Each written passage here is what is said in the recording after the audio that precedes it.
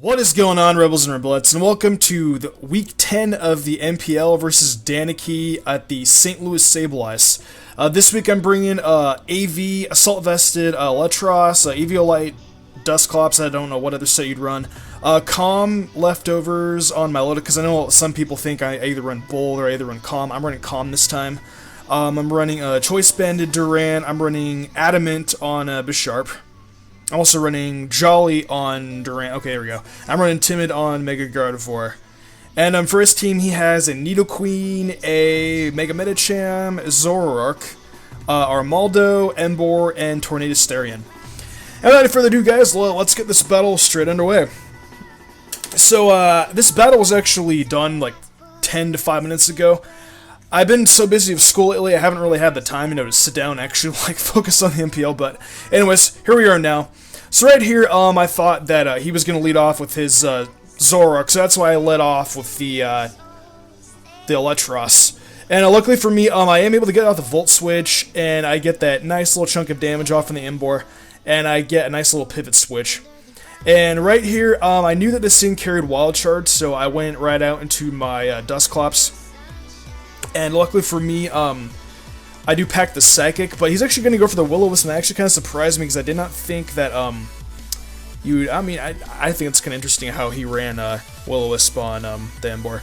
So I do pack the Psychic, and Psychic does probably anywhere from about 30 to 40%, maybe 25 minimum. I'm not really good at analyzing percents from here. So I believe right here, I go for the Toxic here, predicting him to switch out to his Zoroark, and I was right, because the usually when a poison Pokemon comes out, it's not affected by Toxic, so that's why I knew he switched out in the Zoroark, because the Zoroark was actually able to get poisoned.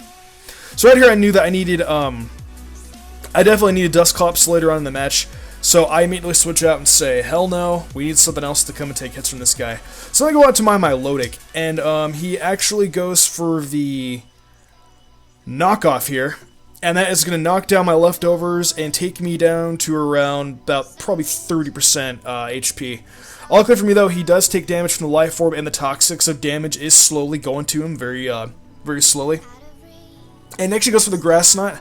I thought I could actually survive here, but then I'm like, wait a minute, dude. It's a Zoroark, and Zoroarks have very, very high special attack. I had a Zoroark last season. So, my Milotic does go down, unfortunately, but that's all good, we can come in with a nice new clean switch. And Zoroark's going to keep on taking stack damage from the Toxic, so that's looking pretty good in our favor as well. And because Zoroark plays such a big role in his team, this thing, the sooner this thing dies, the better. So right here, I actually thought that he actually carried an Iron Tail on it, but I wasn't too sure. I knew I could maybe take it, at least one Iron Tail, but I wasn't really banking on it. I thought, it is a possibility, but I don't think it would. But actually, instead, he actually goes with a Sludge Bomb, and it actually does roughly 80 to 70% to me. So right here, I go for the Hyper Voice, and that is going to take down one of the most threatening Pokemon on his team, the Zoroark. And I get the unnecessary crit, and the unnecessary crit really didn't do much of anything. And I did know that earlier on in this battle that the Nidoqueen was a Zoroark. So it didn't really even matter that the illusion wore off. So out here I knew that the Bullet Punch was coming, and I wanted to have Mega Gardevoir around for later, in case I could, sweep or, do anything like that. Potentially, like a sacrifice or something. So out here I knew that a Bullet Punch was coming. So he does Mega Evolve his Medicham, and Bullet Punch is literally going to do nothing to Dustclops' health. Dustclops is a special defensive tank. I'm glad I was able to get this thing after week 9. I did have Dustclops last season. This thing played a really, really big role in my team. I'm really, really happy to have him back. So he goes into Fortissimo, his Armaldo. That's a really cool PokeMD reference. I like that name a lot. So I got the Psychic, actually. I forget why I went up to Psychic. I was thinking, come to think of it, why did I go for Psychic? Oh, I was predicting the Emboar switch in case he was predicting me to go for the Pain Split, because Emboar was at such a low health, I would have got my health decreased rather than have it increased. So that's why I went for the Psychic, predicting him to switch out. But yeah, you guys pretty much just saw that a little bit. It's basically just a stall game between Pain Splits and Earthquakes now. I got off a Toxic, and this thing's going to slowly rack up in damage. Dusclops is incredible when it comes to stalling. I think Dusclops is actually worse than my mascot, Umbreon. But I mean, now I'm just going to go for the Earthquake one more time, and I believe right here I go for Pain Split once again. I'm able to get my HP back up to a point where where this thing is in KO range of, I forget what Pokemon.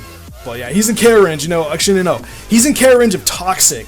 That's what I'm thinking of. So right here I knew he was going to go for the Earthquake again, so I swap out into my Electros, because the Electros does have Levitate, and Levitate, you know, it doesn't work against, Earthquake doesn't work against it. Yeah, you guys kind of got that reference. Okay, cool. And a Toxic does indeed finish it off, so right here, I actually swapped out to Electros to have a nice clean switch on whatever Pokemon you wanted to bring in next. So right here, he brings out his Shiva, aka his Mega Medicham, and I didn't really know what he was going to do, so I stayed in, and he went for the Fake Out. I knew I could probably take at least one Zen Headbutt from it, but he does go for the Fake Out, and right here, I figured, you know, Zen Headbutt could come in, you know, anything else like that.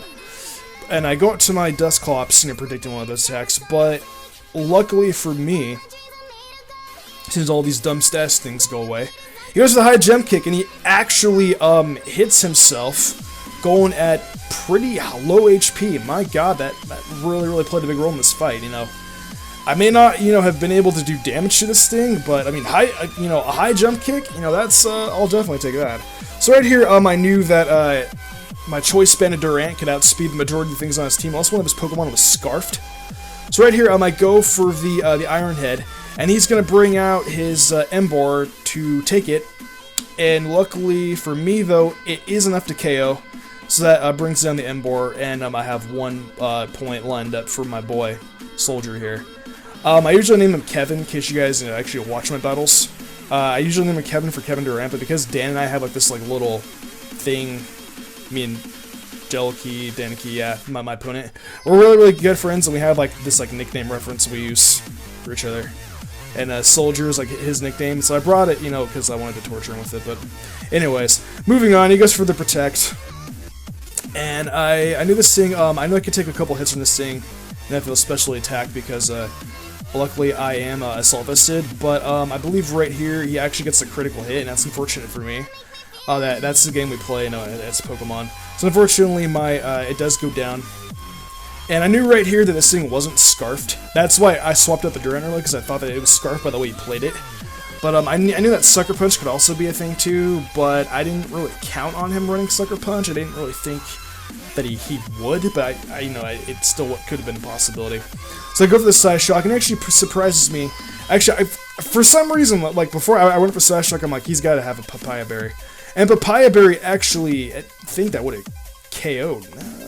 Nah, he would have barely survived if without the Papaya Berry, but that's all good though, because you know what, Gardevoir, you know, put damage off on this thing, and now Durant is basically in range to sweep. You know, it's in pretty good range, you know, of taking out his team. So right here, I goes for the Protect. You know, he's, you know, trying to like stall me out, you know, trying to see what I'm gonna do. No, I'm just gonna go Choice Banded Iron Head all the way, and you know, we're just gonna sit here and just play the game. He's gonna swap out his Nidoqueen and go out into his Mega Medicham, and I go for the Iron Head once again, and this Iron Head is gonna be enough to take down this Mega Medicham. So now, right now, I think we're 2-2 right now, both of us, and he has the right here. He has the Tornadus Terrier, and I'm trying to not spoil this as I go. But I go for the Iron Head, and I miss. So if this Iron Head would have hit, this thing would have been at least down to probably anywhere from like 50 to 60%, 40 probably max. So right here, this is my last Pokemon being Bisharp. And I do go for the Sucker Punch here, you know, in case, you know, he wants to attack me. And right here he goes out into his Maria.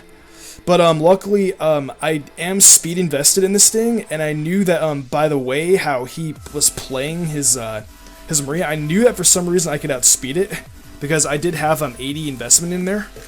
So it was all good for me, and I think he actually ran Modest, but luckily for me, I was able to get off the knockoff, and right here I had the Sucker Punch, and you guys are gonna see right now why the Iron Head actually would have mattered. If I would have hit off the Iron Head, I would have won this match.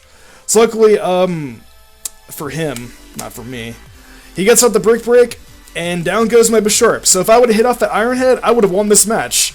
Once again, I lost by a thread and by hacks.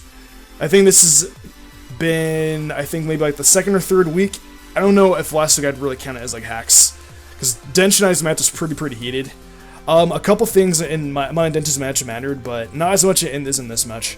So a lot of this season's, I've been 1-0'd. Literally, I think for the past like 5 weeks now, my matches have all been 1-0s, barely losing by a freaking thread. I'm so salty and so pissed off right now because I could have won so many more matches like if it weren't for hacks. And I mean, oh my god, they've all been like neck breaking, guys, and they've all been like really close matches. I think like the worst match I've had this season is like me being forward by Blake, and that's pretty much it. But anyways, you guys, that is the game we play, being Pokemon. You know, it's something that we all have to deal with. Hacks do happen, and my boy Danekii and I, you know, we had a really good match. Dan, I was a lot of fun, and definitely hope to battle you against them in the future. You guys can go check out the MPL hub page. You guys should go check out Dan. He's an amazing content creator. He makes a lot of Let's Plays. He does a lot of competitive battling. I recommend checking him out. Anyways, you guys, I'm Mystic Ember, and I'll see you guys in the future for more Pokemon content. Peace out!